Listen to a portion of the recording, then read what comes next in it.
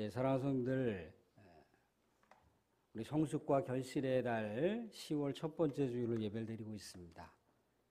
이 땅 위에 그 어떤 것도 비길 것 없는 그 예수님, 그 하나님을 또 경배하며 예배드리기 위하여 우리 광개교회 예배 처소를 찾으신 여러분 모두에게 성령의 임재가 충만하기를 주님의 이름으로 축원드립니다. 예, 오늘은 이렇게 인사 나누길 원합니다. 우리 하나님을 뜨겁게 사랑하십시다. 우리 하나님을 뜨겁게 사랑하십시다. 예, 사랑하는 성도님들, 하나님과의 첫사랑이 언제 있으셨던가요? 하나님과의 첫사랑을 기억하시나요? 하나님의 첫사랑은 또 뭔가요? 어떤 것이 하나님의 첫사랑이라고 얘기할 수가 있습니까? 이 하나님의 살아계심을 경험한다라고 하는 것.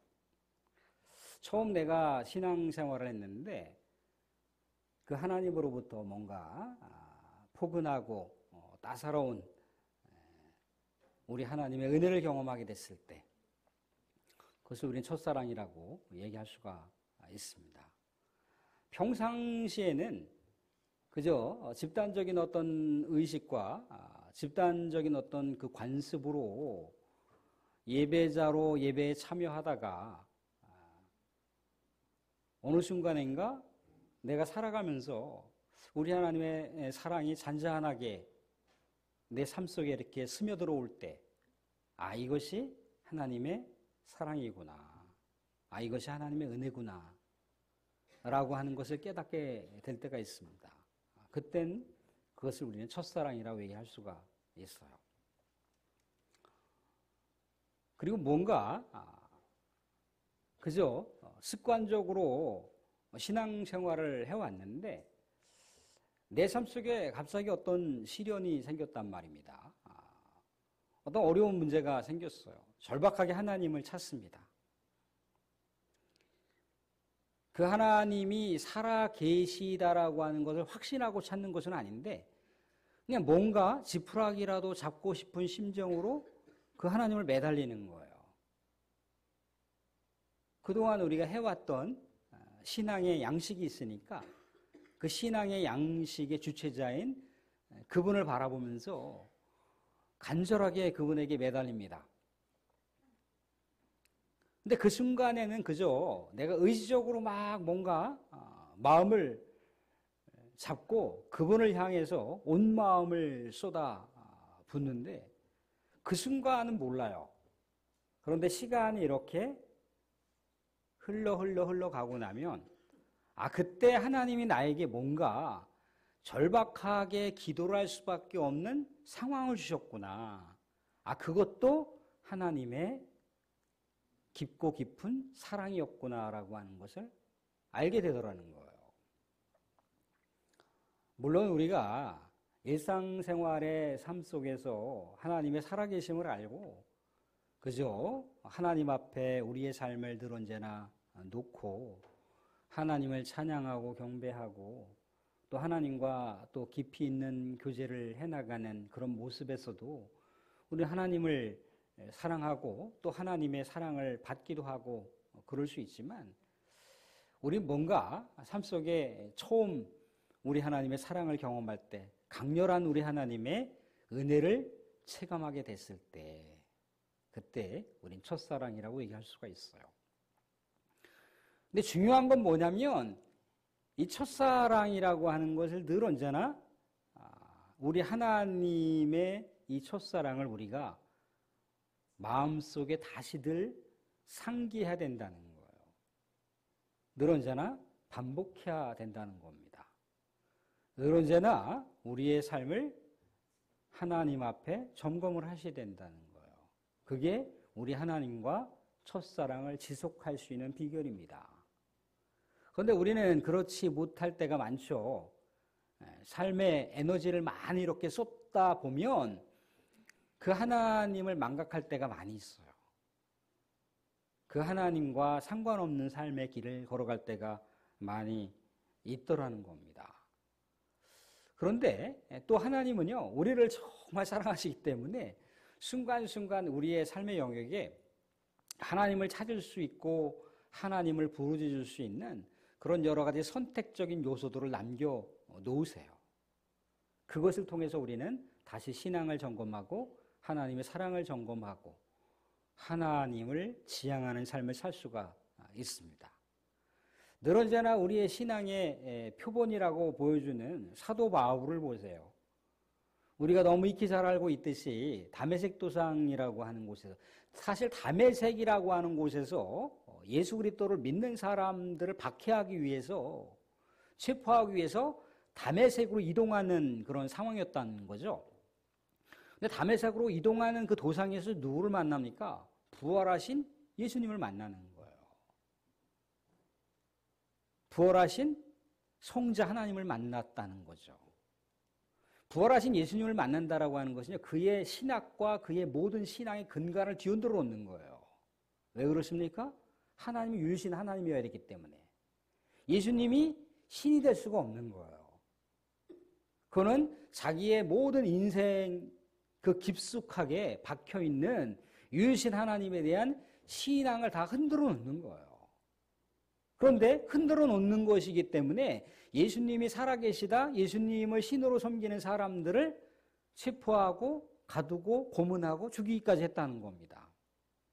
사도 바울은 나름대로 유일신 하나님에 대한 신앙관을 철저하게 지키기 위해서라도 그렇게 했다는 거예요. 그게 자신의 삶의 정체성이었다는 겁니다. 그런데 자신의 삶의 정체성이 완전히 180도 바뀌어버렸잖아요. 부활하신 예수님을 만나고. 그게 사도 바울의 첫사랑이었다는 겁니다.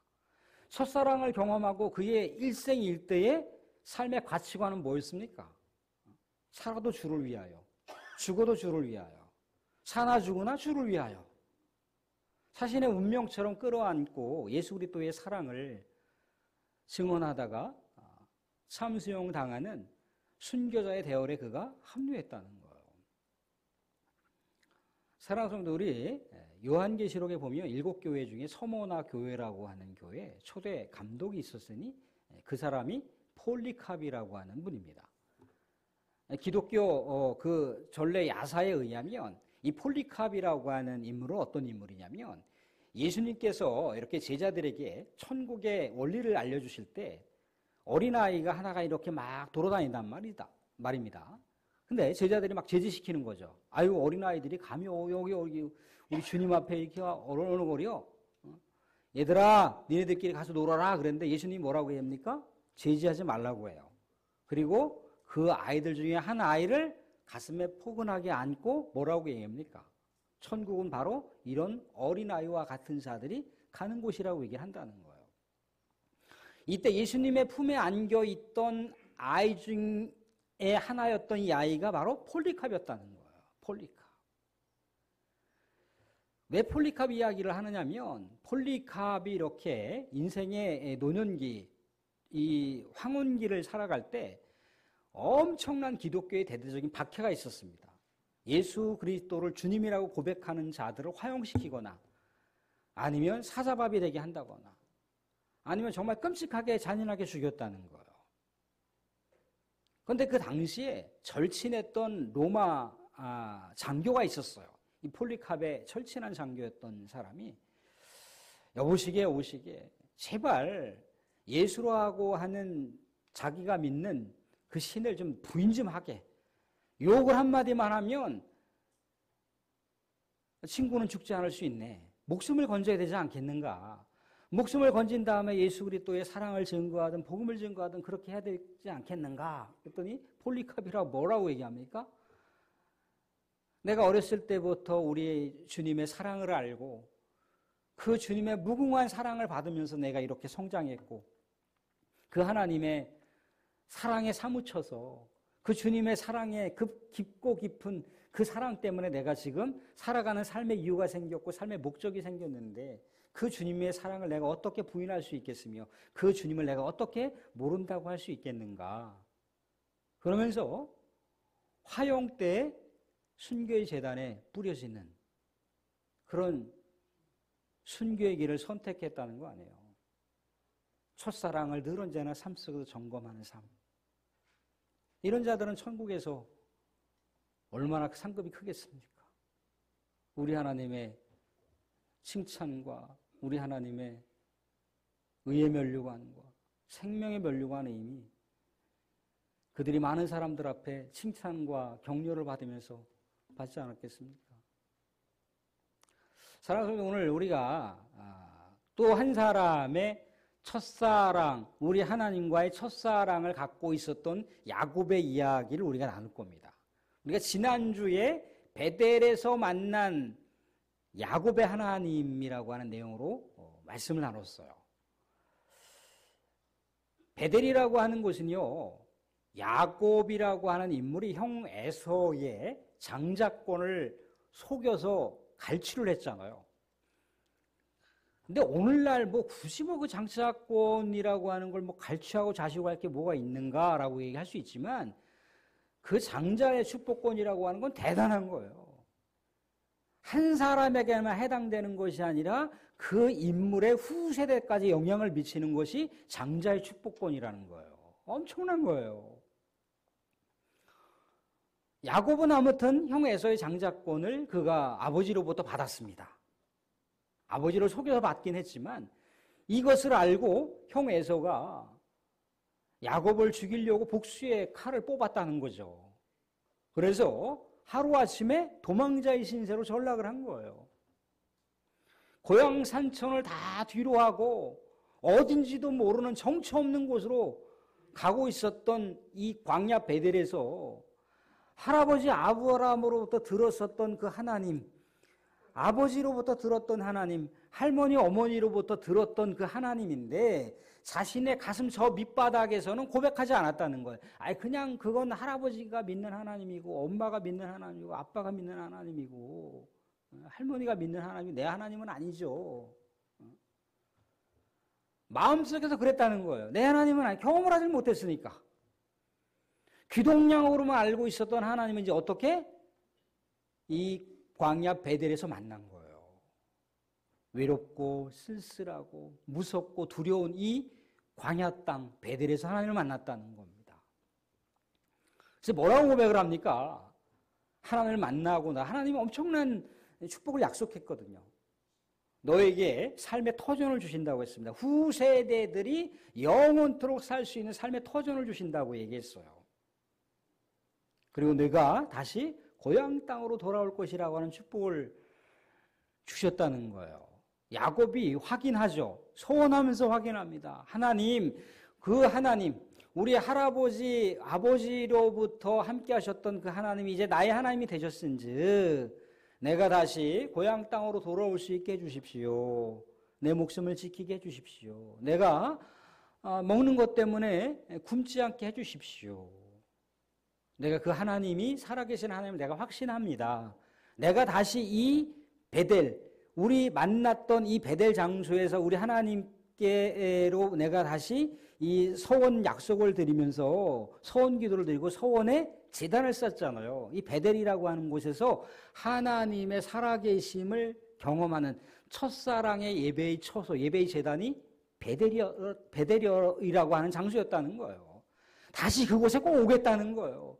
우리 하나님과 만났던 이 첫사랑의 이 장소에 내가 반드시 올 것입니다 라고 약속을 했다는 거예요. 근데 그 뒤에 그 뒷이야기의 삶은 우리가 보면 알지만 야곱이 정말 파란만장한 엄청난 험악한 세월을 살았어요. 그가 삼촌을 만나기 위해서 하란 땅에 갔단 말입니다. 하란 땅에서 얼마나 많은 고생을 했어요. 사랑하는 여인을 아내로 얻기 위해서 자그마치 엄청난 세월을 보냈다는 거예요. 삼촌한테 속임수 당해서. 그런데도 불구하고 사랑하는 아내를 넷이나 얻었어요. 그로부터 엄청난 자녀들을 얻을 수 있었지 않습니까? 늘 언제나 자녀들 때문에, 늘 언제나 아내들 때문에 시름시름 근심 걱정에 쌓여 있었지만 그럼에도 하나님께서 부어주신 은혜라고 하는 것은 엄청났다는 거예요. 그래서 나중에 야곱이라고 하는 인물이 삼촌으로부터 이제 이별을 하고 고향 땅으로 이제 귀향을 하게 됐을 때 삼촌의 격려를 받으면서 귀향을 합니다. 엄청난 부를 소유한 채 이동을 하는 거예요. 그런데 누가 기다리고 있습니까? 형 에서가 칼을 뽑고 기다리고 있더라는 거예요. 자그마치 400명이나 되는 식소를 거닐고 야곱을 마주하고 있는 거예요. 이건 전쟁 선언이거든요. 야곱이 어떻게 했습니까? 야복강에서 우리 하나님께 결사적으로 기도하잖아요. 하나님께서 형 에서와 극적으로 화해할 수 있는 길을 열어주세요. 그러면 형과 극적으로 이제 화해를 했잖아요. 그럼 고향 땅으로 가면 되는 거 아니에요? 근데 고향 땅으로 안 가요. 자기의 많은 부를 뭐 오늘날 돈으로 계산할 수 있는 게 아니잖아요. 그 당시에 부라고 하는 건 짐승떼라는 겁니다. 소와 양과 염소를 먹일 수 있는 푸른 초장이 있어야 되는 거잖아요. 근데 광야에 함부로 이동했다가는 다 몰사당할 수가 있습니다. 그런데 이동하다 보니까 세겜이라고 하는 땅이 너무나 좋아요. 사람이 살기에 너무나 쾌적하고 짐승떼를 방목하기에 너무나 근사한 땅이 세겜 땅이라는 거예요. 세겜 땅에서 아주 편안하게 안주하면서 거주를 하고 있는 거예요. 가나안 땅에서. 또 어떤 어려움이 생깁니까? 이 세겜 땅에 족장의 아들이 야곱의 딸 디나를 마음속에 흠모하다가 겁탈을 해버려요. 그런데 겁탈을 하는데 이 세겜 족속이 야곱에게 뭔가 정중한 제안을 합니다. 그저 그렇게 한 남자가 한 여자의 정욕을 불태워서 그렇게 겁탈을 했지만 그 여인을 사랑한다는 거예요. 그래서 결혼식을 올려달라고 요청을 하는 거예요. 어떻게 보면은 야곱의 입장에서는 굉장히 불명예스럽고 수치스러울 수 있지만 그 남자가 내 사랑하는 딸을 겁탈했던 그 남자가 정식적으로 결혼을 요청했다라고 하는 것은 불명예를 씻을 수 있는 기회가 될 수가 있는 거예요. 그래서 정식 결혼식을 올리게 되는데 그 전에 요구하는 제안이 있는 건 뭐냐면 자기는 할례받은 우리 하나님의 백성이라는 거예요. 할례받은 백성과 결혼식을 하게 되면 뭐가 필요하다는 겁니까? 상대방에게도 할례가 필요하다는 거예요. 할례라고 하는 건 말 그대로다가 어린아이가 태어났을 때 8일 만에 성기 그 고추 끝에 부분을 살을 잘라버리는 거예요. 성기 끝이 자른다라고 하는 의미는 그냥 자른다는 것이 아니라 모든 생식, 모든 생산의 가능성이 하나님께 달려있다라고 하는 것을 고백하는 그 할례 의식이 그거라는 겁니다. 그런데 성년이 되어서 할례를 한다고 생각을 해보죠. 그거는 정말 엄청나게 고통스러운 거예요. 근데 이 세겜 족속이 할례를 하고 3일째가 가장 극심할 때인데 야곱의 두 아들 시몬과 레위라고 하는 그 두 아들이 칼을 뽑아서 세겜 족속에 할례 받아서 고통받고 있는 사람들을 다 죽여버립니다. 오히려 야곱의 가문이 세겜 한 족속뿐만 아니라 이 세겜 일대에 살고 있었던 이 가나안 족속과 전쟁을 선포하는 것과 마찬가지인 거예요. 야곱이 얼마나 두려웠겠습니까? 야곱이 얼마나 두려웠겠습니까? 그런데요, 하나님은 야곱에게 새로운 길을 열어주세요. 사랑하는 성도들, 우리 믿음의 백성들이 이생의 열정을 가지고 이 땅 가운데 살아가다가 삶에 어려움이 생기지 않습니까? 삶에 문제가 생기잖아요? 그것은 딱 하나예요. 이유가 딱 하나입니다. 딱 하나예요. 왜 그렇죠? 하나님이 더 좋은 길을 주시기 위해서, 더한 생명의 길을 주시기 위해서, 더한 구원의 길을 주시기 위해서. 세겜 땅에 머무르고 있는 즉시 누가 죽는 거예요? 야곱 가문 자체가 다 일망타진당할 수가 있다는 거예요. 그런데 하나님은 야곱에게 어떤 약속을 주셨습니까? 후세대의 약속을 주셨잖아요. 이 야곱을 통해서 12지파가 생기는 것이고 야곱의 후손 중에 유다지파를 통해서 누가 이 땅 가운데 출현하는 겁니까? 예수 그리스도가 출현하잖아요. 하나님의 구속사적인 역사가 이 야곱에게 달려있기 때문에 야곱을 살려야 되는 거예요. 하나님 입장에서는. 그리고 야곱이 하나님께 서원 기도했던 장소가 어디예요? 베델이잖아요. 베델로 안 가고 있단 말이죠. 첫사랑을 잃어버렸다는 겁니다. 그래서 하나님께서 첫사랑을 회복시켜 주시기 위해서라도, 하나님의 약속을 성취시키기 위해서라도 야곱에게 품었던 우리 하나님의 모든 그 언약을 다 지키기 위해서라도 하나님이 야곱을 베델로 끌어올려야 되는 거예요. 그래서 오늘 우리가 주신 말씀 중에 35장 1절을 보겠습니다. 1절 같이 한번 읽어보겠습니다. 1절 같이 시작. 하나님이 야곱에게 이르시되 일어나 베델로 올라가서 거기 거주하며 내가 내 형 에서의 낯을 피하여 도망하던 때에 내게 나타났던 하나님께 거기서 제단을 쌓으라 하신지라. 제단을 쌓으라고 얘기하고 있어요. 우리 인생이 갈피를 잡지 못할 때 이렇게 저렇게 막 꼬여들기 시작을 하니까 어떻게 이 상황을 해결해야 될지 정말 해안이 안 생길 때, 그때 우리는 어떻게 해야 됩니까? 잠잠히 하나님을 바라보셔야 돼요. 하나님의 혹여라도 사랑을 잊어버리고 그저 내가 원하는 길을 그냥 막 전력 질주해서 살아왔는데 그 길이 하나님하고 상관없는 길이네요. 하나님의 생명과 상관없는 길입니다. 하나님의 구원과 상관없는 길이요. 그 길이 하나님의 관점에서는 멸망의 길이고 그 길이 하나님의 관점에서는 죽음의 길이란 말입니다. 그러면 하나님의 백성들을 그냥 죽음의 길로다가 내버려 두는 것이 하나님의 의지입니까? 아니죠. 우리가 전력 질주하면서 갔던 길이 알고 보니까 낭떠러지란 말이죠. 근데 낭떠러지 끝자락에 뱀이 갑자기 왔다 갔다 하고 있어요. 나를 가지 못하게. 갑자기 사나운 맹수가 그 낭떠러지 끝에서 왔다 갔다 하고 있단 말입니다. 근데 우리가 생각할 때는 왜 이렇게 어려운 상황 가운데 저 뭐야 저거 왜 이렇게 어려워 힘들어? 왜 이렇게 내 인생은 지지리도 복도 없네?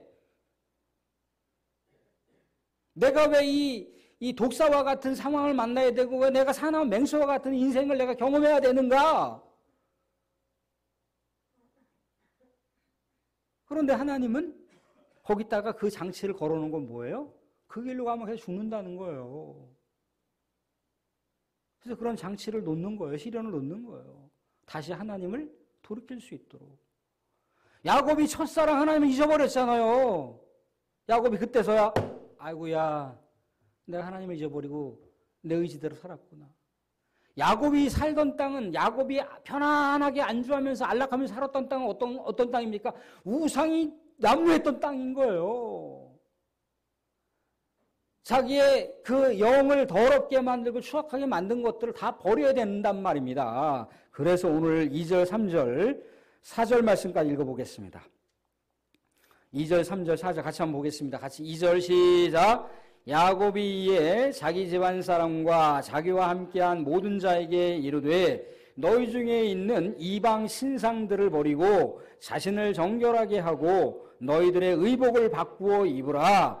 우리가 일어나 베델로 올라가자. 내 환난 날에 내게 응답하시며 내가 가는 길에 나와 함께 하신 하나님께 내가 거기서 제단을 쌓으려 하노라 하매 그들이 자기 손에 있는 모든 이방 신상들과 자기 귀에 있는 귀고리들을 야곱에게 주는지라. 야곱이 그것들을 세겜 근처 상수리 나무 아래 묻고. 뭐예요? 새롭게 옷을 입었잖아요. 이제 새로운 삶의 결단이 필요한 거죠. 이때 어떻게 반응하십니까? 하나님이 어떻게 반응하십니까? 5절은 중요한 것인데 5절 같이 말씀 보겠습니다. 5절 말씀 보시면 이렇게 나와 있어요. 이건 제가 읽어드릴게요. 그들이 떠났으나 하나님이 그 사면 고울들로 크게 두려워하게 하셨으므로 야곱의 아들들을 추격하는 자가 없었더라. 이 무슨 얘기입니까? 세겜이라고 하는 족속을 야곱의 두 아들이 일망타진해버렸잖아요. 완전히 다 살인행각을 벌였잖아요. 그럼 주변 일대에 얼마나 빠르게 소문이 나지 않겠습니까? 야곱이라고 한 가문의 집안이 우리 종족을 쑥대밭을 만들어놨다고 하면 그 주변에 있는 수많은 가나안 땅의 족속들이 들불처럼 일어나지 않겠습니까? 그러면 야곱이 한 가문이 가나안의 족속들을 어떻게 감당할 수가 있겠습니까? 감당이 말이 안 되는 거죠. 그런데 누가 여기서 개입하시고 있는 거예요? 하나님이 개입하시고 있는 거예요. 가나안 족속들로 하여금 벌벌 떨게 만든단 말이죠. 야곱의 가문을 건드렸다간 우리도 이렇게 저 세겜 족속처럼 죽을 수 있어. 그냥 내버려 두자. 더 이상 추적하지 말자. 그렇게 단념했다는 거예요. 누가 개입하셨기 때문에? 하나님이 개입하셨기 때문에 우리 하나님에게 다시 우리의 신앙을, 우리의 첫사랑을 회복하자라고 야곱이 삶의 결단을 표명하자. 이런 놀라운 은혜의 상황들이 그의 삶의 현장 가운데 나타나더라는 거예요. 그래서 하나님이 또 다시 뭐라고 얘기하십니까? 35절 우리 하나님은 하나님의 존재를 드러내세요. 나는 전능하신 하나님이라 얘기합니다. 11절 전능하신 하나님이라. 그리고 야곱에게 다시 계명된 새로운 이름을 확인시켜 줍니다. 이스라엘이라고 하는 이름을 주세요. 이스라엘이라고 하는 건 그냥 성경의 액면가는 하나님과 겨루어 이긴 자라고 얘기하죠. 하나님과 겨루어도 이긴다라고 하는 게 여러분들 말이 이게 됩니까? 말이 안 되는 거죠. 하나님께서 함께함으로 인해서 힘을 주셨다라고 하는 의미인 거예요. 이스라엘이. 그런데 이 이스라엘이라고 하는 건 합성어예요. 합성어. 엘샬라흐라고 하는 단어입니다. 엘샬라고 하는 건 뭐냐면 하나님의 통치를 받는 자, 하나님의 능력을 받은 자란 말입니다. 하나님의 다스림을 받는 자예요. 누가? 이스라엘이. 야곱의 후손들이 그래서 하나님의 다스림을 받고 통치를 받는다 그래서 하나님의 백성이라고 일컬어지는 거예요. 하나님께서 이러저러한 후세대들에 대한 축복을 주고 너의 후세대들을 통해서 왕이 등장한다고 얘기하고 우리 하나님께서 엄청난 야곱과 언약을 맺었던 것을 다 성취하시겠다라고 하는 언약을 다시 한번 확인시켜 줍니다. 그런데 이때 야곱이 베델이라고 하는 곳에 다시 기둥을 세우고 거기서 우리 하나님의 첫사랑을 다시 상기하며 예배의 제단을 쌓아요. 그게 마지막 15절에 등장합니다. 14절, 15절 같이 한번 읽어보겠습니다. 14절, 15절 같이 읽고 마치겠습니다. 14절, 15절 같이 읽습니다. 시작. 야곱이 하나님이 자기와 말씀하시던 곳에 기둥 곧 돌기둥을 세우고 그 위에 전제물을 붓고 또 그 위에 기름을 붓고 하나님이 자기와 말씀하시던 곳의 이름을 베델이라 불렀더라. 아멘. 첫사랑을 회복하는 거예요. 첫사랑. 사랑하는 사람들, 우리가 하나님의 손길을 떠나서 우리가 이 세상 살아가 봐야 정말 별 볼 일 없는 존재들이에요.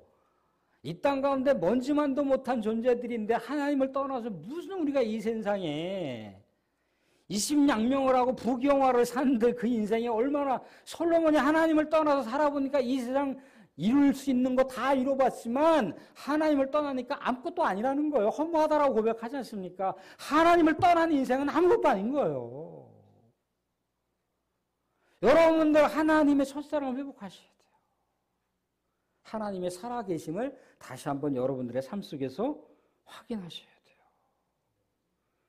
우리가 하나님 우리를 붙들어 주셔서 우리가 예수를 믿은 거잖아.